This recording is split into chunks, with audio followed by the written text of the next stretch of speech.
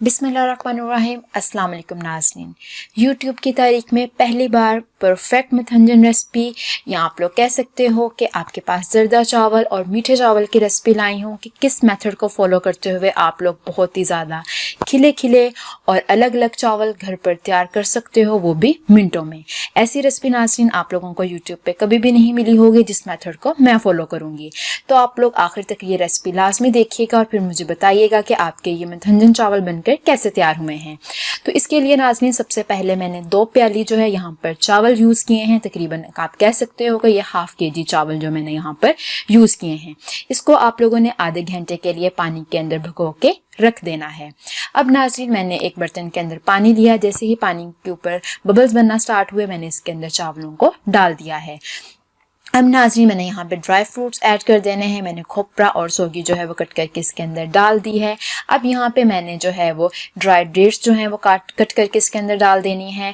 आप जिसको छुआरे भी बोलते हो। ड्राई फ्रूट्स जो हैं वो आप अपनी चॉइस के अकॉर्डिंग इसके अंदर ऐड कर सकते हो।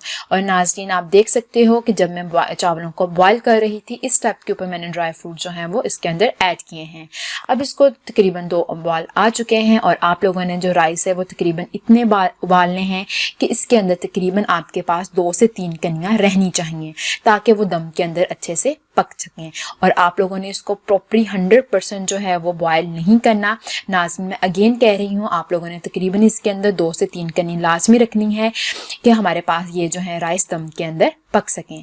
अब हमारे पास ये चावल जो है बॉयल हो चुके हैं, हम इसका पानी निकाल चुके हैं। अब नाज़रीन ये सबसे इम्पोर्टेंट स्टेप है कि अब आप लोगों ने पानी निकालने के बाद चावलों को जो है एक खुले बर्तन के अंदर डाल देना है। ये मोस्ट इम्पोर्टेंट स्टेप है, आपने इस स्टेप को मिस नहीं करना। फिर बाद में आप कहिएगा नहीं कि आपके चावल अलग अलग बनकर तैयार नहीं हुए। अब इस स्टेप के ऊपर नाज़रीन मैंने 1 प्याली जो है इसके अंदर चीनी ऐड की है क्योंकि मैंने यहाँ पे 2 प्याली चावल यूज़ किए थे। आप जो भी बर्तन यूज़ कर रहे होंगे उसकी जो हाफ है आप लोगों ने इसके अंदर शुगर यानी कि चीनी को ऐड करना है। और अब नाज़रीन आप लोगों ने चम्मच की मदद से जो चीनी है इसके अंदर मिक्स कर लेनी है। मैंने इसके अंदर जो है वो चीनी का अलहदा से शीरा नहीं बनाया, आप लोगों ने भी इसको इसी तरह से बनाना है जिस तरह मैं आपको बता रही हूँ।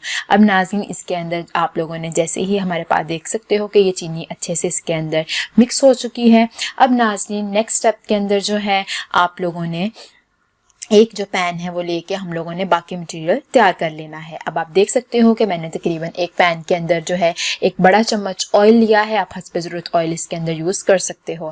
इसके अंदर मैंने 2 छोटी इलायची जिसे आप सब्ज़ इलायची बोलते हो इसको खोल के आपने इसके अंदर ऐड करना है ताकि इसके बीज इसके अंदर ऐड हो जाए। इससे आपके राइस के अंदर जो है खुशबू बहुत ही ज़्यादा दुबाला होगी। इसके अंदर हमने कोई और एक्स्ट्रा खुशबू ऐड नहीं करनी। इसके अंदर नाज़रीन मैंने ½ कप दूध का ऐड किया है। ये भी इम्पोर्टेंट स्टेप है। अगर मेरे पास 2 प्याली चावल थे तो उसके अंदर तकरीबन ½ कप जो है वो हमारे पास दूध का जाएगा। अब ये जो चावल मैंने मिक्स किए थे चीनी के साथ आप लोगों ने इसको इसके अंदर ऐड कर देना है। अब आप देख सकते हो कि मेरे पास साइडों से जो है वो दूध के बबल्स बनना स्टार्ट हो गए हैं। तो अब इस स्टेप के ऊपर जो है आप लोगों ने एक दफ़ा चम्मच हिला के इसको ऊपर जो है फूड कलर्स को ऐड कर देना है। और नाज़रीन आपके पास जो फूड कलर्स अवेलेबल हैं आप अपनी चॉइस के अकॉर्डिंग इसके अंदर ऐड कर सकते हो। मेरे पास ये 3 फूड कलर्स अवेलेबल थे तो मैंने इसके अंदर ऐड कर दिए हैं। आप देख सकते हो कि यहाँ पर सबसे पहले जो है वो मैंने ज़रदा कलर जो है वो ऐड किया है। आप चम्मच की मदद से ज़रदा कलर को इसके ऊपर स्प्रेड कर दो। फिर उसके बाद मैंने यहाँ पे नाज़रीन जो है वो ग्रीन कलर का यूज़ करना है। आप देख सकते हो यहाँ मैंने ग्रीन कलर का यूज़ किया है।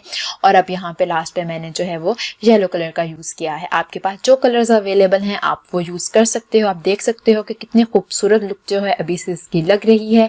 अब हमारे पास तकरीबन जो वो दूध है खुश्क हो चुका है। अब इस स्टेप के ऊपर नाज़रीन आप लोगों ने जो वो है दम दे देना है।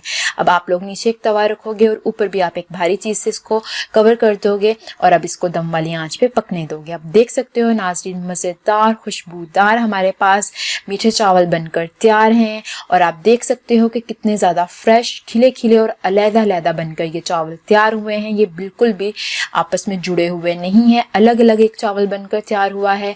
नाज़रीन आप इस रेसिपी को इसी मेथड के साथ फॉलो कीजिएगा तो आपके ये बहुत ही ज़्यादा अच्छे चावल बनकर तैयार होंगे। कि सब आपसे पूछेंगे कि आपने ये किस तरह से बनाए हैं।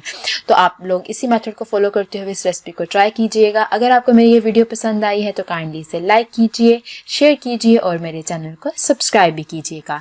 इसी तरह की और भी बहुत मज़ेदार रेसिपीज़ मेरे चैनल के ऊपर अवेलेबल हैं और उसके अंदर मैंने आपको बहुत ज़्यादा टिप्स भी दी हुई हैं, जिसको फॉलो करते हुए आप अपनी कुकिंग को बहुत ही ज़्यादा बेहतर बना सकते हो। अब तक के लिए इतना ही। अल्लाह हाफिज़।